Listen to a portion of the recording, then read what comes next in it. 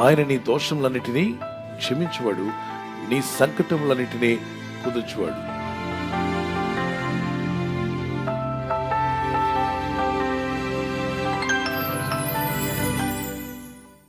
సమాధిలో నుండి నీ ప్రాణమును విమోచించున్నాడు, కరుణా కటాక్షంలో నీకు కిరీటముగా ఉంచున్నాడు.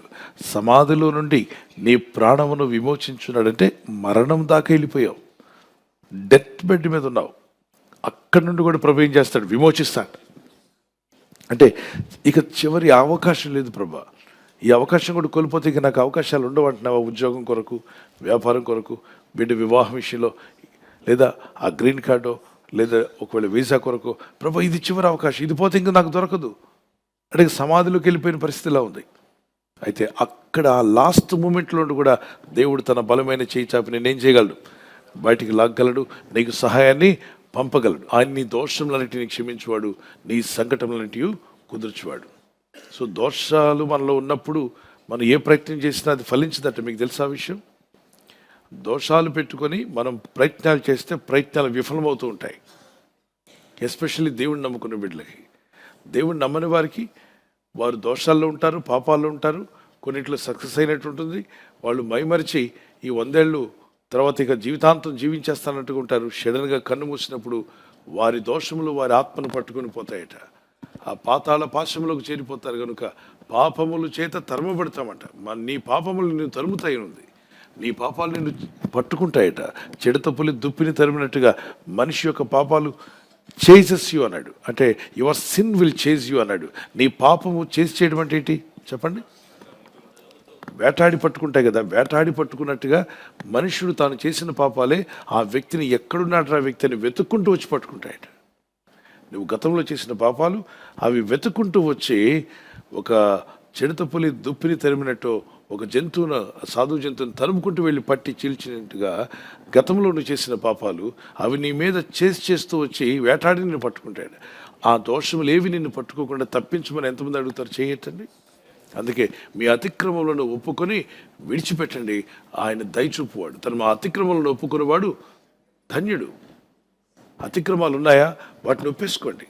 లేదా ఎప్పుడో చేసిన దోషాలు కూడా అవి వెంటపడి నిన్ను పట్టుకునే అవకాశం ఉంది. కాబట్టి నన్ను క్షమించు ప్రభా అని ప్రార్థిస్తున్నప్పుడు ఆయన నిన్ను విడిపిస్తాడు. చూద్దాం సంఖ్యాకాండం 32:23.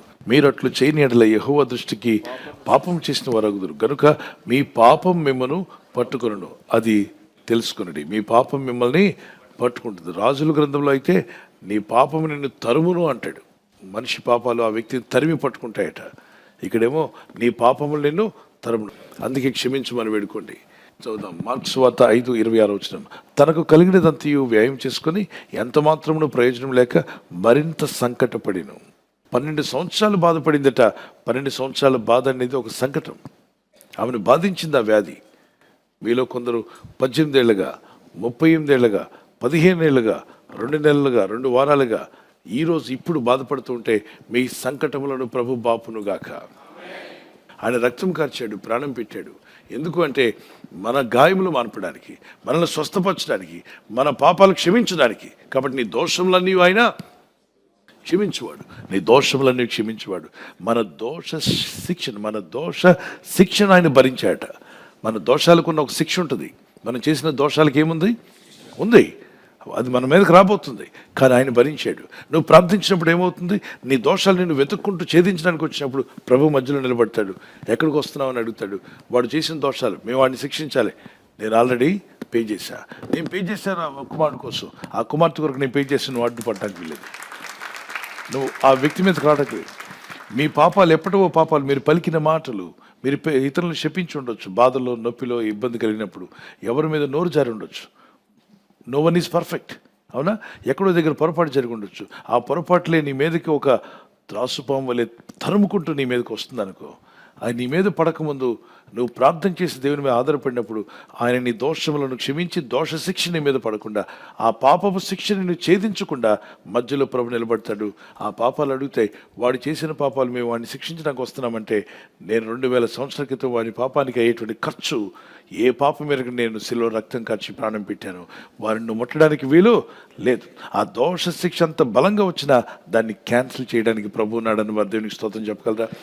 నీ పాపం దానిని ఛేదించి నిన్ను పట్టేయడానికి వస్తున్న అది నీ పాపం అయినప్పటికీ దాని యొక్క శక్తి విలీనం చేయగలడు యేసునాథుడు అన్న వారి దేవునికి స్తోత్రం చెప్తాం. Praise the lord.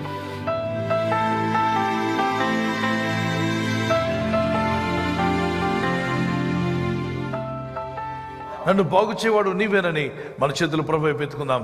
Shall we pray, cry out to God. Father, I believe Jesus is my lord, he is my healer.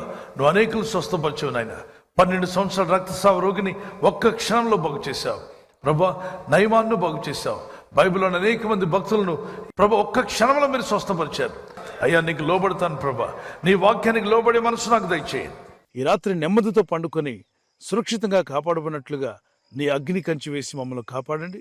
మీ చిత్తములో కొనసాగే కృప అందరికీ దయచేయమని యేసుక్రీస్తు ప్రశస్త నామములో వీరందరికీ చక్కని నిద్ర దయచేసి తెల్లవారు లేచి కృపను మాకిమ్మని క్రీస్తు నామములో అడిగి వేడుకుంటున్నామా పరలోకపు తండ్రి. ఆమేన్, ఆమేన్. ఈ వాగ్దానాన్ని మీతోనే ఉంచుకోకుండా లైక్ చేయండి, షేర్ చేయండి. అనేకులు ఈ యొక్క ఛానల్ సబ్స్క్రైబ్ చేసుకోమని తెలియపరచండి. సబ్స్క్రైబ్ చేయని వారు కూడా సబ్స్క్రైబ్ చేయండి. Good night. God bless you.